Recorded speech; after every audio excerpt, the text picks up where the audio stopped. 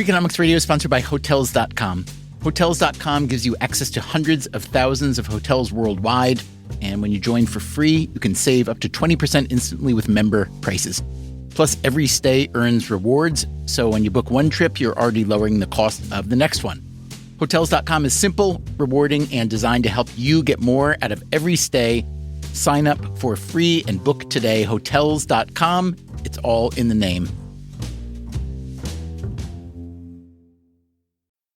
Freakonomics Radio is sponsored by Amica.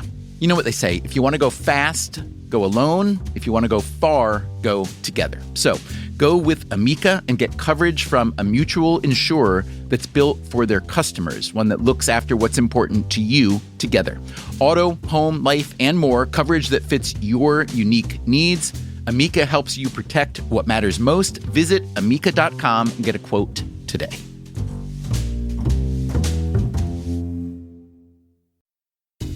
Freakonomics Radio is sponsored by Mint Mobile. Ditch overpriced wireless with Mint Mobile. Cut your wireless bill to $15 a month at mintmobile.com/freak. Upfront payment of $45 for 3 months, $90 for 6 months, or $180 for 12 months.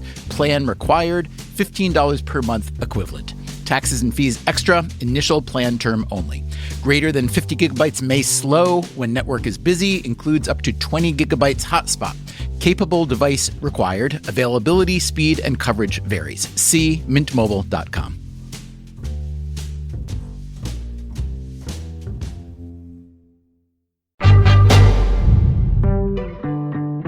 When we think about the art market, we tend to think of the sellers, the galleries and auction houses, and the buyers, the art collectors, museums, maybe even some speculators. That's what we looked at last week in the first episode of a 3-part series we're calling The Hidden Side of the Art Market. Those buyers, and really even the sellers, they represent the demand side of the equation. Today, let's talk about the supply side. In other words, the artists. What does the art market look like from their perspective? Well, I would say it's the world's largest unregulated commodities market, except I was corrected by a friend that art is not a commodity. A commodity is like orange juice or copper, so you can't really compare apples and oranges, but it is extremely unregulated and subject to all kinds of monkey business. That's Tom Sachs. I'm an artist, 55 years old, and I live in New York City. I'm a sculptor, and my priority is making sculptures that really expose the transparency in which they're made. Sachs may sound low-key, but he's a pretty big deal. His work is in the collections of top museums in New York, Los Angeles and San Francisco, Paris, Milan. You get the idea. When we spoke with him, he was in Hamburg, Germany, setting up the 4th installment of a virtual space mission he's been working on for 13 years. We're going to the asteroid known as Vesta on a mining mission because we've run out of gold here on Earth. It's a pretty elaborate expedition. You could call it performance art. That's, to me, a dirty word. I say live demonstration. Early in his career, in order to subsidize his art making, Sachs did a lot of manual labor, construction, elevator repair. He has called himself the second most talented Jewish carpenter of all time, after, Jesus. By the early 1990s, he was making art pretty much full-time. I remember once when I first started, I went surfing with a buddy who was an art collector, and he bought a piece of art, and then he dumped it at auction. This was a piece that Sachs had made. And I was like, dude, and it was a really cool sculpture that I welded by hand. It burned my hand or whatever. Welding is hard. It's toxic and hot, and it's hard work, and I'm good at it, but I probably wasn't that good then when I made it. It was hard to do. And so I said, so you're telling me that money is worth more to you than this thing that I bled over? Are you still friends with this guy? I haven't spoken to him in many years, but I also, years later, understand with death, divorce, and taxes, which are the 3 reasons why people sell things usually, things happen.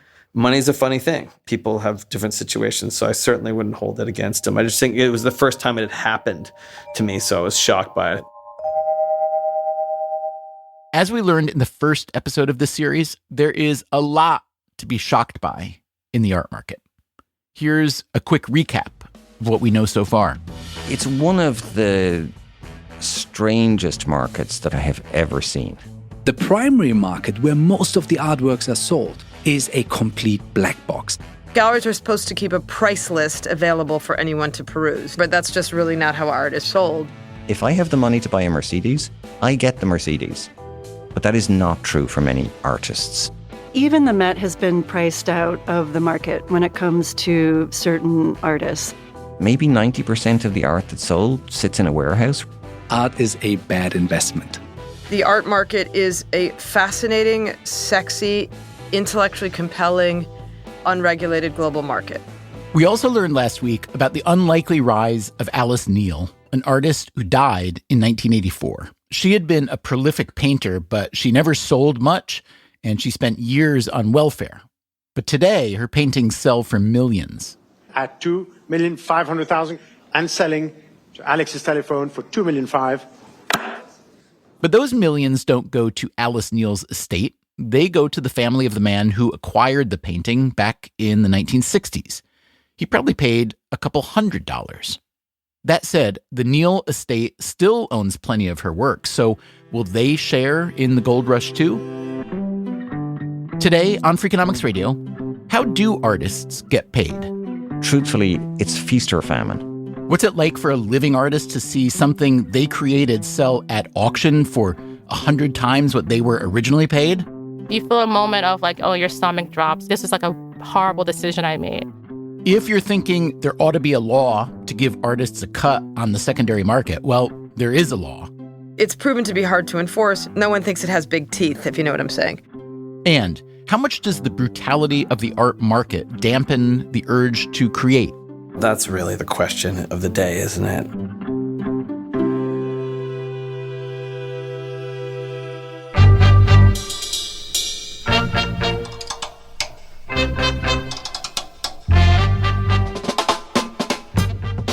This is Freakonomics Radio, the podcast that explores the hidden side of everything, with your host, Stephen Dubner.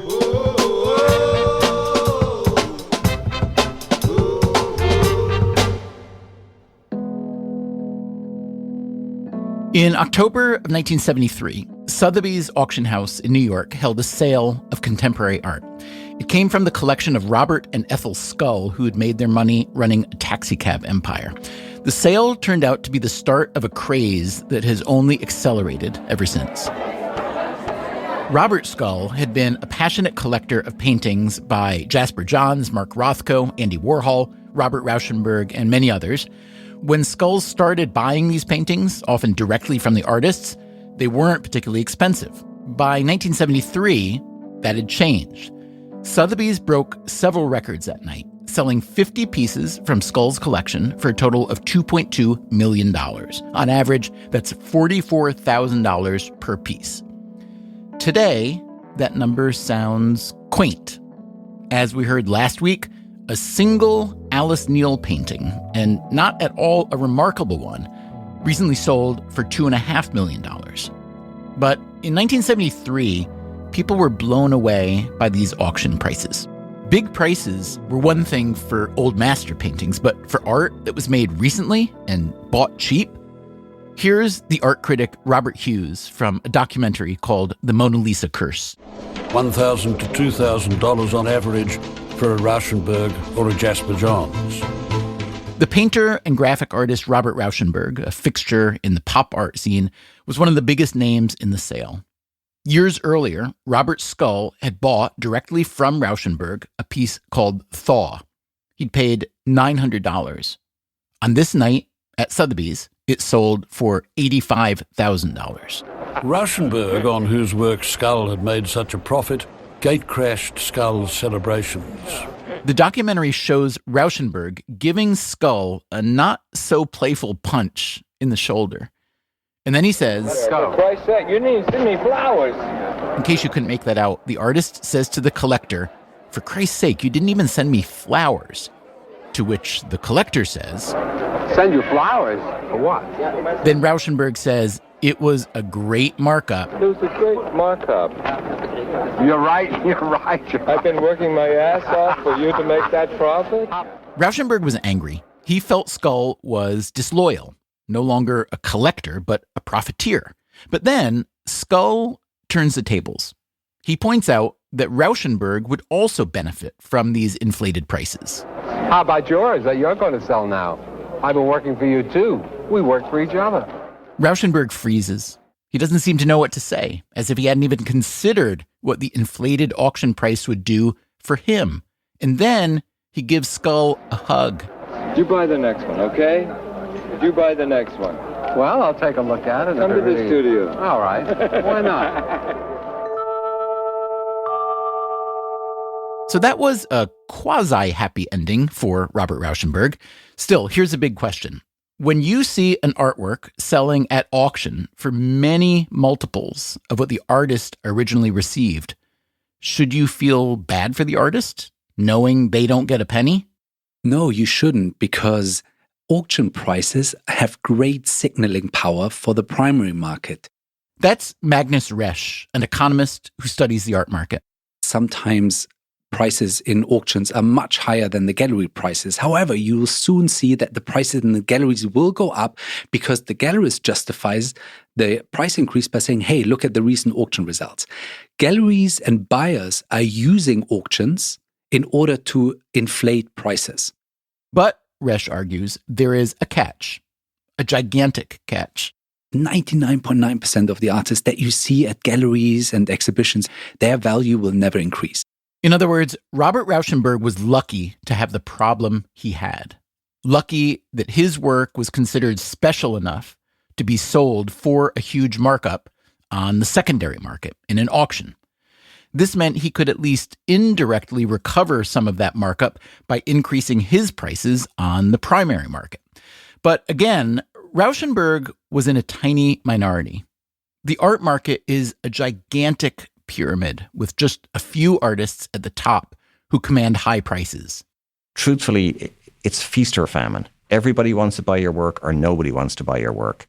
That's Canis Prendergast, another economist who studies the art market. He is at the University of Chicago, where he also manages the business school's art collection.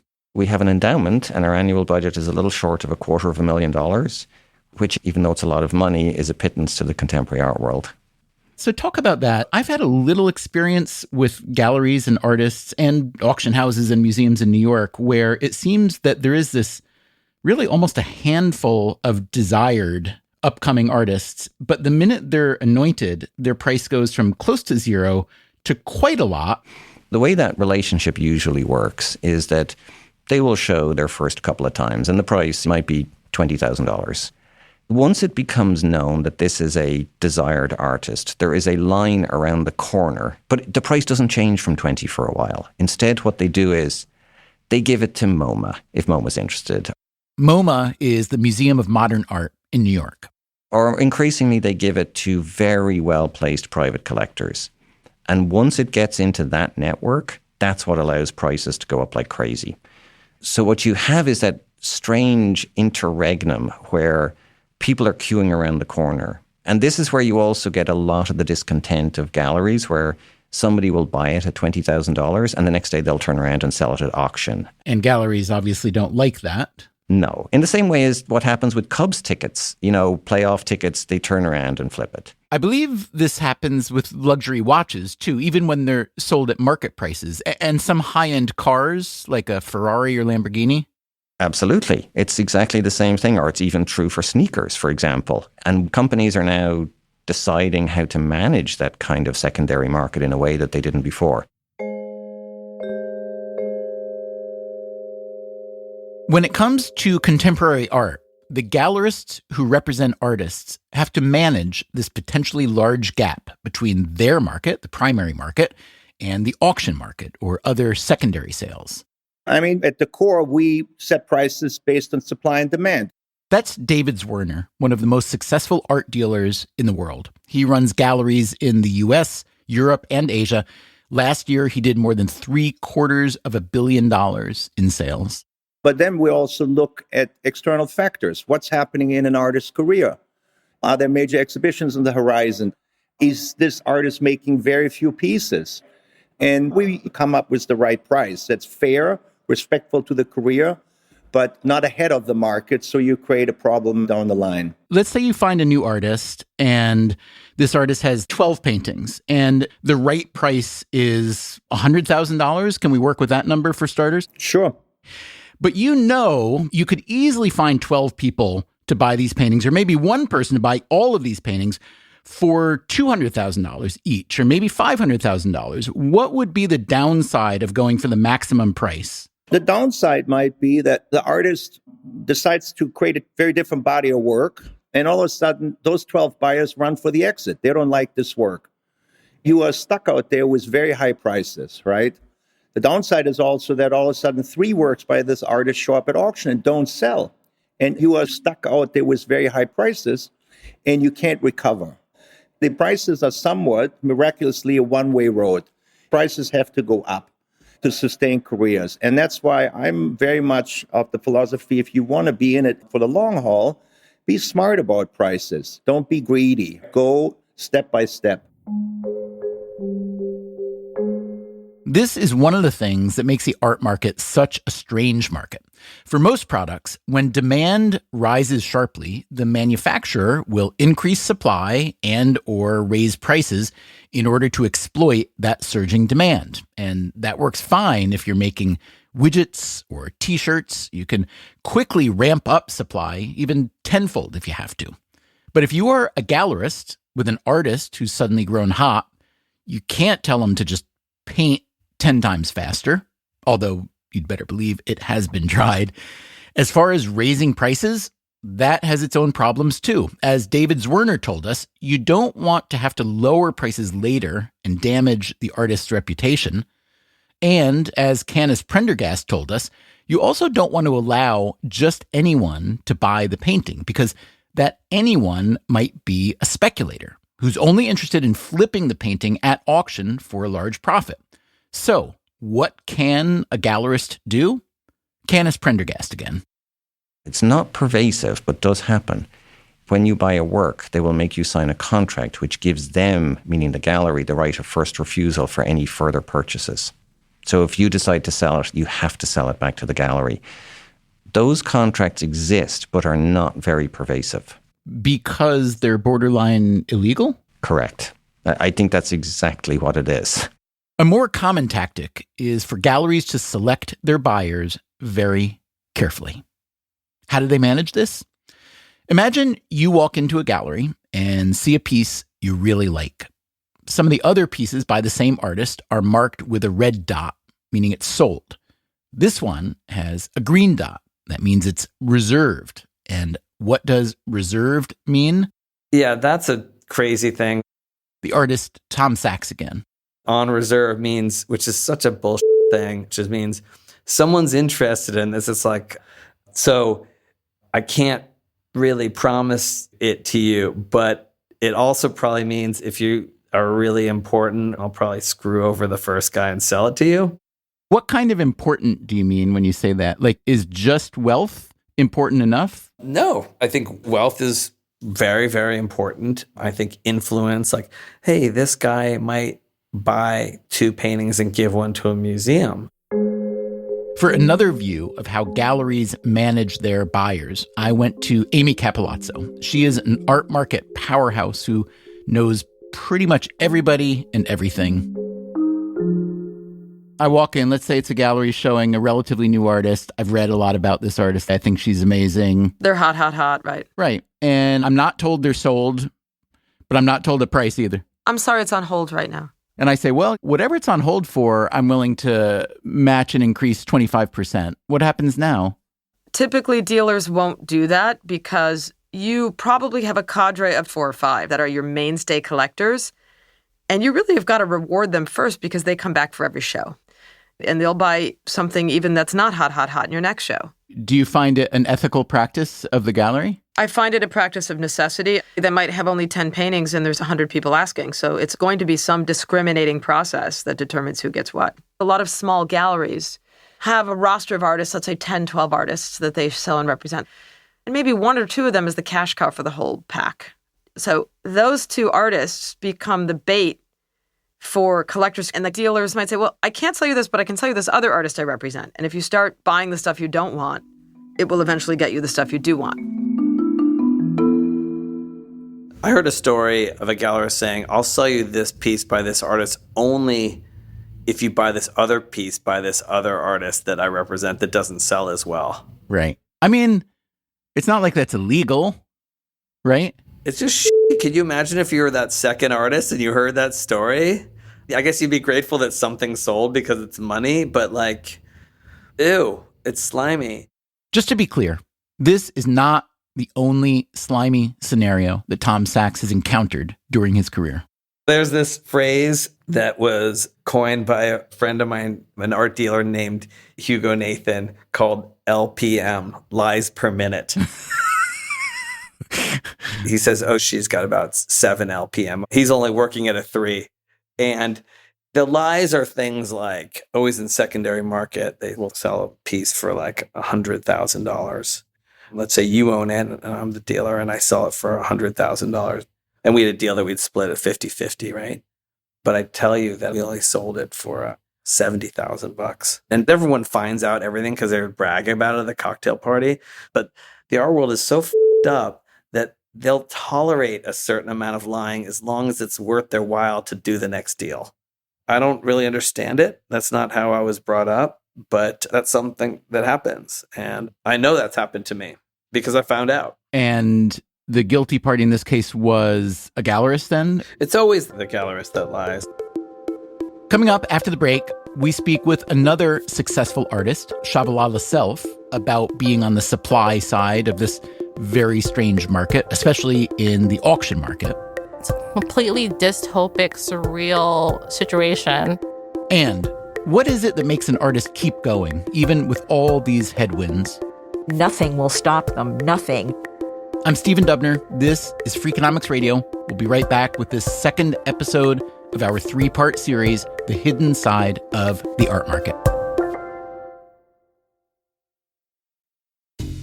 Freakonomics Radio is sponsored by Cash App. When it comes to Bitcoin, you may be surprised to know that it was invented way back in 2008. If you still haven't made the jump to Bitcoin, Cash App makes it easy. When you buy Bitcoin on Cash App, they hold real Bitcoin for you, 1-to-1, and you can withdraw it anytime. It works more like real money and less like something locked in an account. No extra steps, no restrictions, just access and control when you need it. For a limited time, new customers can get $10 added to their balance. Just use code BITCOIN10 when you sign up. And don't forget this part, send at least $5 to a friend in the first 2 weeks. Terms apply. Cash App is a financial services platform, not a bank. Banking services provided by Cash App's bank partners. Bitcoin services provided by Block Incorporated brand. For additional information, see the Bitcoin disclosures at cash.app/legal/podcast.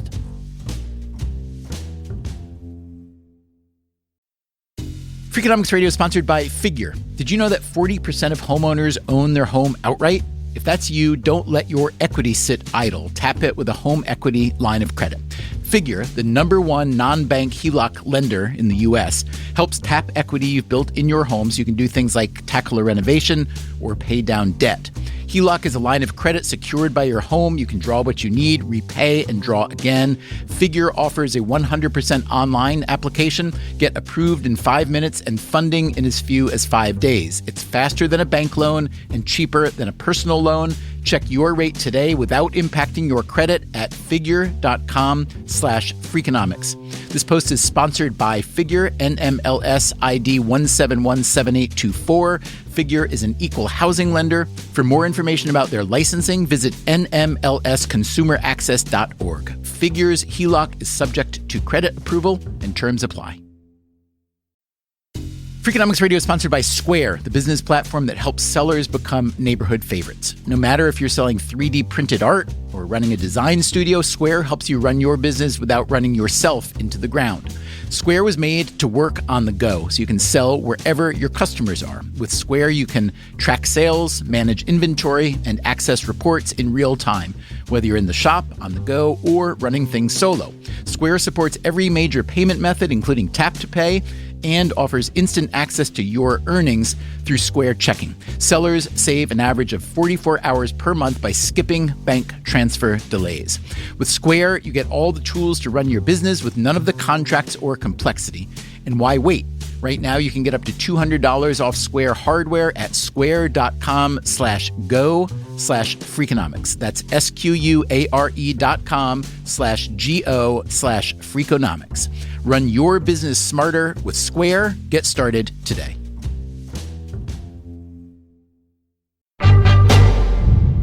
My name is Shabalala Self, and I'm a painter.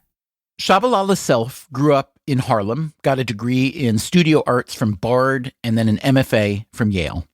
Soon after, she landed a solo show and gallery representation. Now she is in her early 30s. Her career has already been a critical and commercial success.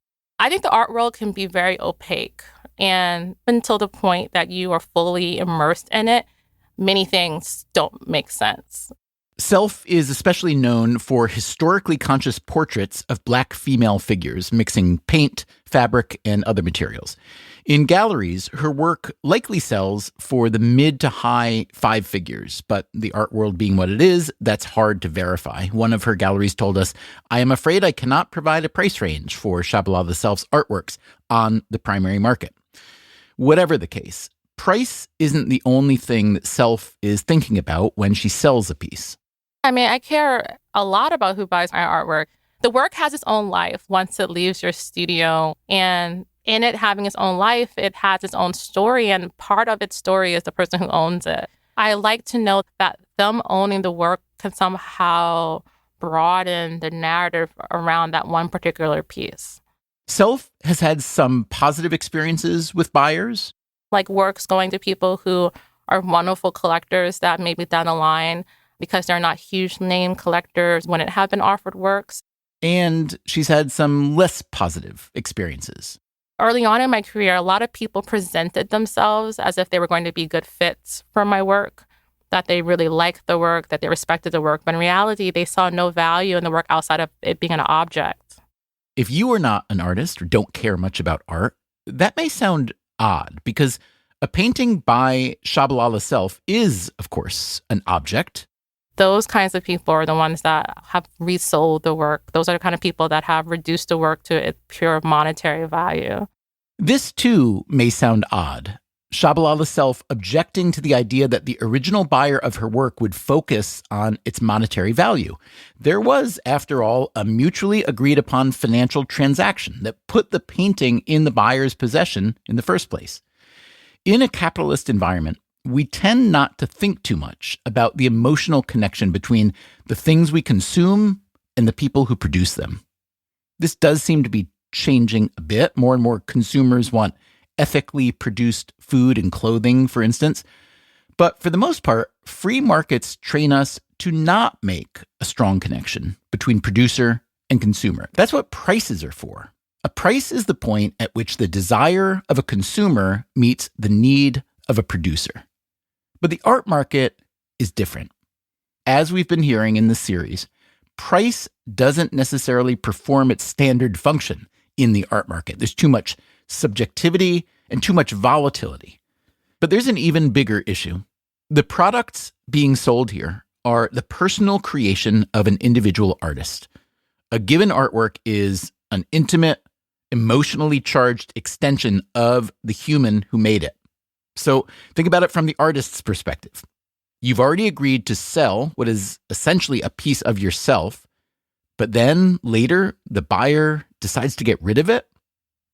Shabalala Self has been successful enough to see her work resold at auction for a significant markup. Her auction average is over $270,000. How does she feel about that? I don't like my artwork selling at auction. I think the whole thing is vulgar, especially given the subject matter of my work. The overwhelming majority of my paintings deal with the Black female body, and just the whole idea of having to have conversations about these works being at auction is so gross. It's a completely dystopic, surreal situation. And I don't want my work in that context. I don't want my work being spoken about in that context. I don't want people bidding on my work in that way. And it's very exploitative in many ways. Like the artists don't gain anything. You're using their name and all the works that they've made to put on this big production. And a lot of people are, making money off this, but the artists themselves, they oftentimes feel overly exposed and not in a way that's productive. I asked Tom Sachs how it feels when his work comes up for auction. How does it make me feel? It feels a little bit like a grift. I mean, not a lot of my work goes up at auction. My work is so great that people love it more than money and they hang on to it. Does the auction house even contact you or your gallery to say, we've got this Tom Sachs piece coming up for sale? They contact me because they want me to promote it. They want me to make sure that it looks good. They want to make sure that it's not broken and that it's clean and that I made it. They want to make sure that there's a certificate of authenticity. And it's in my interest for it to yield a high price at auction, even if I don't get any of that. It's in your interest because it affects your overall reputation? There's a hope that it helps and doesn't hurt the primary market. But I really don't care about that stuff because I can't really control it. I can consecrate that I made it. I can offer help to explain if there's some questions, but it's not the motivating force. Sachs is represented by several galleries in the US, Europe, and Asia.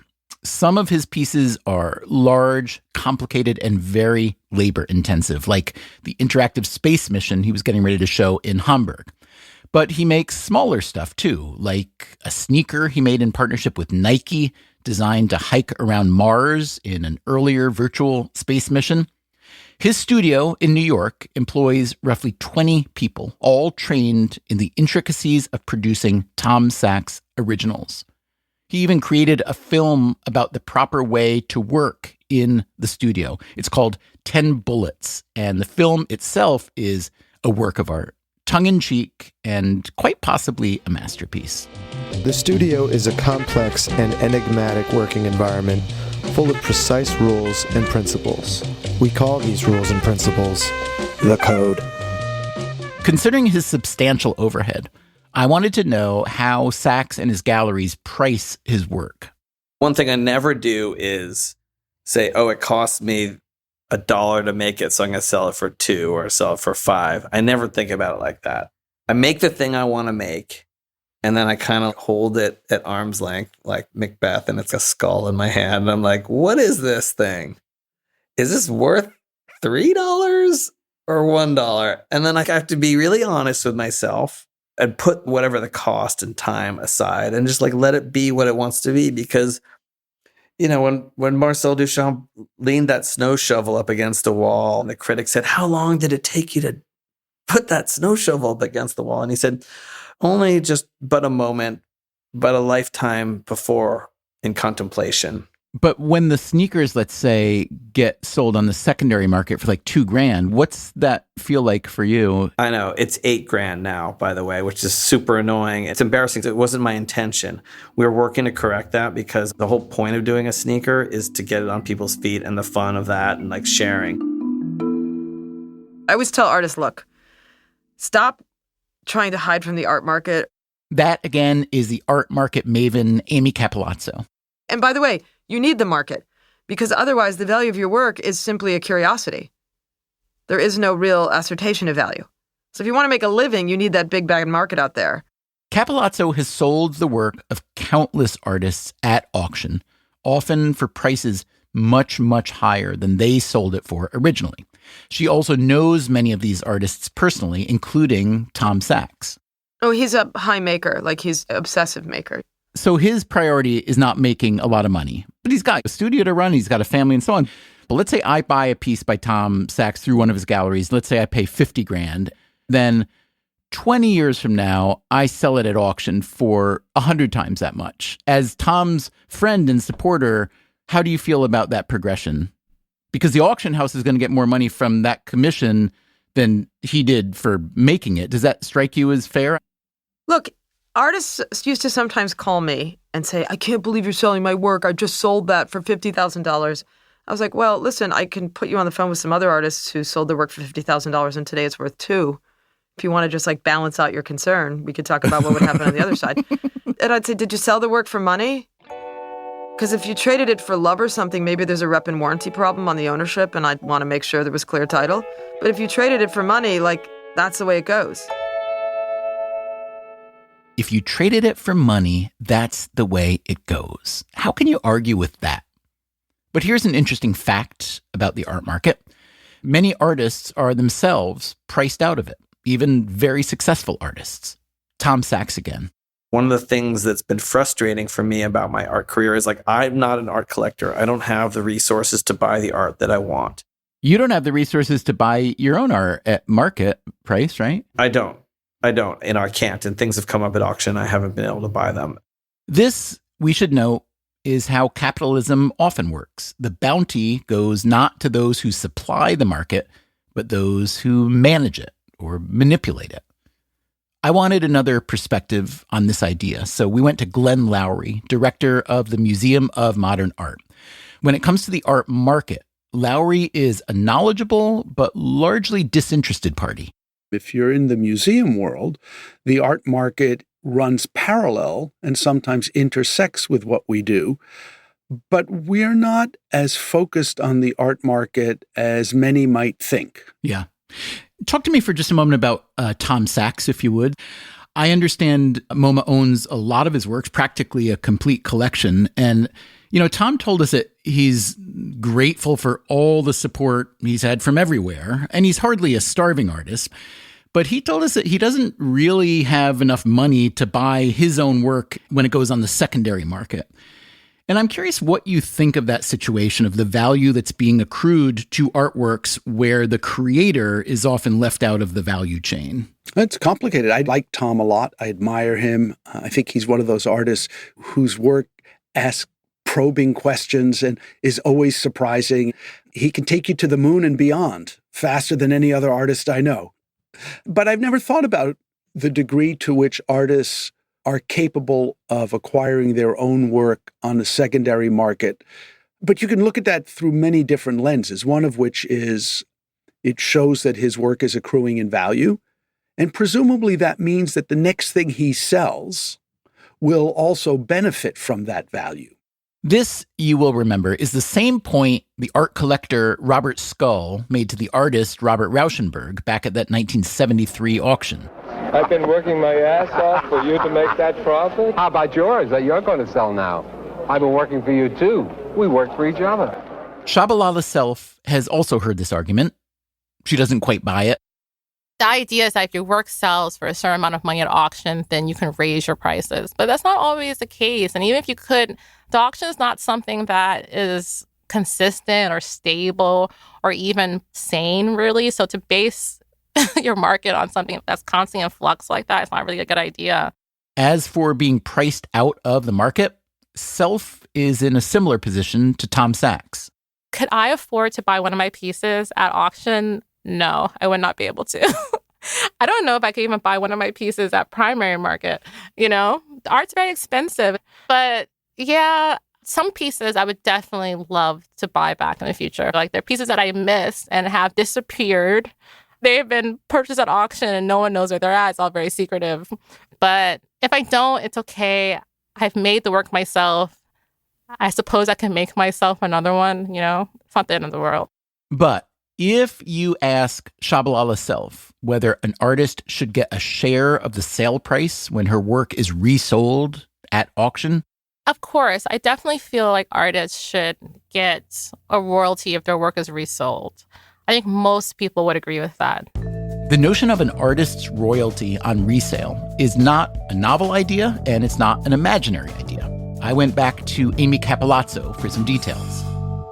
Can you tell me anything about legislation or regulation having to do with secondary market sales and the share of those sales that may go to an artist or estate? The art market has a funny history about this.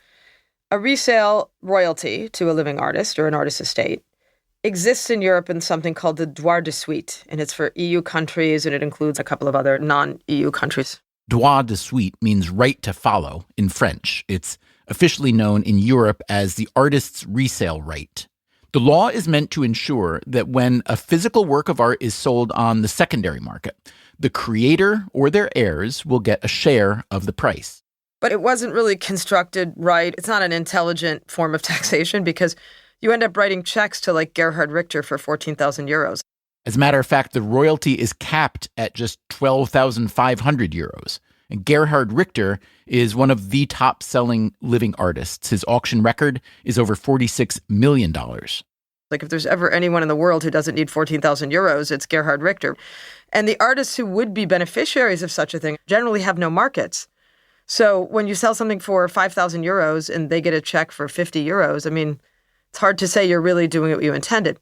Maybe the smarter solution is like in Britain, they started a lottery where a certain percent of the lottery went to support the arts. Because what you're trying to do is with all the big rich money flowing into the art world, you're trying to help artists and help those pursuing artistic practice who might not have commercial output or are more committed to performance or other kinds of artworks that are less commercial, to have a robust culture of that. I think the droit de suite is goofy and misguided. Goofy and misguided as this type of law may be, there are plenty of American artists who would like to see it practiced here, but it doesn't exist here. I asked Glenn Lowry from MoMA whether he'd be in favor. Well, other forms of artistic production, like music, have different copyright structures than the visual arts that permit creators to benefit from the ongoing use for periods of time of their creation. And in fact, living artists today do benefit from any reproduction of their works of art, at least if they belong to one of the many arts collaboratives that have come together. I'm all for artists benefiting from their creativity.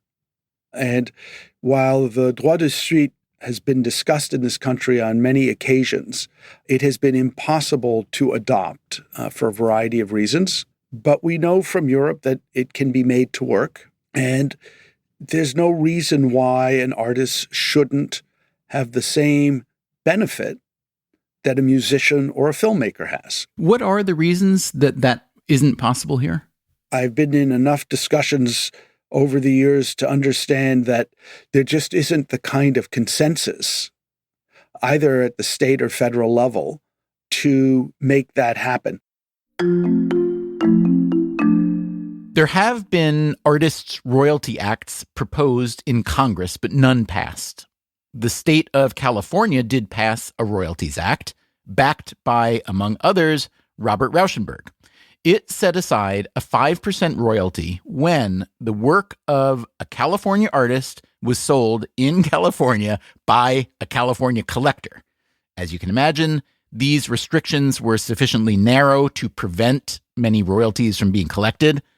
After some legal challenges, the California royalty law was narrowed even more and now applies only to artwork created during a single year, 1977. Somehow it seems fitting, given everything we've learned about the art market thus far, that an attempt to address this relatively simple royalty issue was so badly mangled. As we heard earlier from the economist Canis Prendergast, it's one of the strangest markets that I think I have ever seen. And Prendergast, who truly loves art, believes that the strangeness of the art market, its illiquidity, its lack of clear and obvious rules, that this has a large consequence. I think the market structure itself helps to lead to what's a very elitist good. So because it is an elitist good and a luxury good, I think I see the obvious downside of that, which is that most people are excluded from participating in or enjoying something that theoretically could be a public good instead of a luxury good. Is there any way to quantify the loss of not having art be, for the most part, a public good? It's a terrific question. I don't know quite how to do it. Let me do it in a more negative sense, which is most forms of contemporary culture could legitimately claim to change people's beliefs, change political discourse, or whatever. That's certainly true for music over the last 30 years. I think it's true for film. I think the great failing of contemporary art is that it leaves no mark. essentially on the public. And I think it's because the public simply doesn't understand it, because the public simply doesn't interact with it. So it's very difficult to quantify what the cost is. But I think its great failing is its absence of impact on society more broadly in a way that I think most cultures have successfully done. And I think what's so striking is how many artists are trying to have that impact, but instead end up in an art warehouse in Switzerland. It's kind of heartbreaking what Prendergast suggests, that the art market itself is responsible for the failure of modern artists to have a real impact on society. Isn't that, in the end, the true value of art? But Prendergast also notes that artists don't give up trying. I was struck by Tom Sachs's view of the art market, that for all its sliminess and bullshit and lies per minute, all his words, by the way, that he is as devoted as ever to doing what he does. He's even fine with the current gallery system and the 50% commission that most galleries take. And I think, by the way, whatever they take, it's a really good deal for me. Because why? They don't do nothing. They have their expensive real estate. If they're good, they get out there and they sell it and do their job so I can do my job. My work is my life. So my dealers are really taking care of my life. It's kind of life and death. So someone can facilitate that in big ways and small ways, like emotionally, and then just take care of the finances. It means everything to me, so I can do the one thing that I'm put on this planet to do better than anyone else, which is make Tom Sachs art. I'm the best at making Tom Sachs art. That's the only thing I'm the best at. And Shabalala Self, who finds the art market opaque and bizarre and vulgar, again, all her words, she too is fully committed to her life as an artist. Artists are meant to make works that are true and meaningful, that can help change people's opinions about themselves and about others and about the world in general. It's something that I've always done. It's something that I did before I ever got paid, before I made any money. I made art and I wanted to study art and I wanted to be an artist. In retrospect, I realized that I always was an artist, but just now I'm a working artist. It's really the only difference. And if I never got paid for another piece of work, I'd probably get more rest. So maybe I would make better work. I don't know. I'd be a little bit more clear-minded. And if you are looking for the ultimate example of the commitment to art making despite a mountain of hurdles, despite poverty, despite not having your work sell, just look to Alice Neel. In death, her work sells for hundreds of thousands, even millions of dollars. In life, she was marginalized. And yet, Alice Neel continues to inspire artists. That's Neel's biographer, Phoebe Hoban. But it's not just because of the fact that she's a great artist. It's also because she never gave up. As a role model, as someone who is so devoted to their passion and to their own creative drive that nothing will stop them, nothing, not the death of a daughter, then the estrangement of a second daughter, the abandonment of her husband, suicide attempts, nothing stopped this woman. Painting alone for 20 to 30 years and just piling up the canvases in the hallway. Coming up next time in our third and final installment of The Hidden Side of the Art Market, we track down the last person Alice Neel ever painted. This is my sitting in Alice Neel's backyard. This is Alice beginning the portrait. We try to identify the biggest sources of disruption in the art market. This is where NFTs and the blockchain come in. Massive amount of information available today that was not available 20, 30 years ago. New York is definitely not the singular global center that it was. And we chat with the disruptor of disruptors. Pain in the ass? Troublemaker? For me, it's just one thing. Art, art, art, art. That's next time on the show. Until then, take care of yourself, and if you can, someone else too.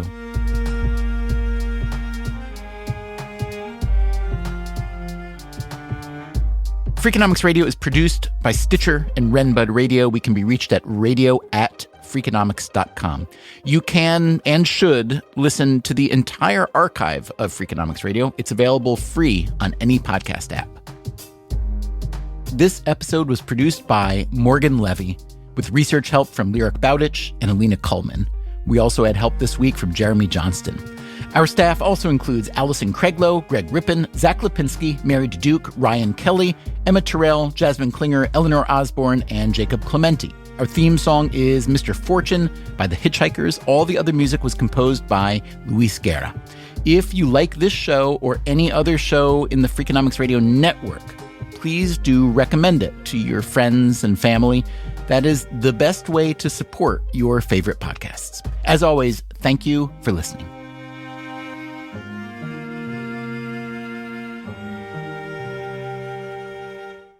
So if you were a corporation, I don't know, maybe you are an LLC or whatever, what's your profit margin look like? Profit margin. That kind of says it right there. I kind of went to the Marcel Duchamp School of Art, which is like everything's art and nothing's art. It's either priceless art or worthless trash, and it's very hard to tell the difference.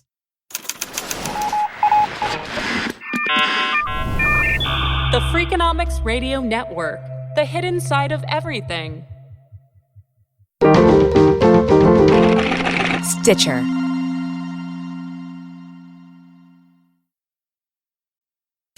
Freakonomics Radio is sponsored by Ozempic.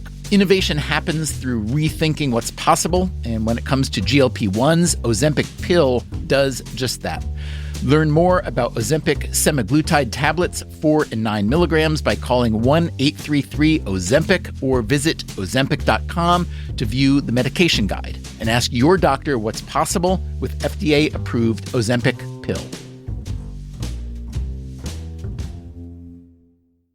In the U.S., there's a break-in every 26 seconds. But when intruders step near, Simply Safe Home Security steps up. Stop. This is Simply Safe. Police are on the way. Using AI alerts, U.S.-based live agents help deter break-ins. Simply Safe, no long-term contracts. Save 50% on your new system with professional monitoring at simplysafe.com/SXM or with promo code SXM. Outdoor deterrence requires a Simply Safe Active Guard outdoor protection plan starting at $49.99 a month. Visit simplysafe.com/licenses for alarm license information. Tennessee 2012. Hey there, I'm Stephen Dubner, host of Freakonomics Radio. If you love the podcasts in the Freakonomics Radio Network, I want to tell you about a way you can get even more from us. To hear our shows without ads and get exclusive access to Freakonomics Radio bonus episodes, please subscribe to SiriusXM Podcasts Plus on Apple Podcasts or sign up at SiriusXM.com/podcasts plus. Start a free trial today.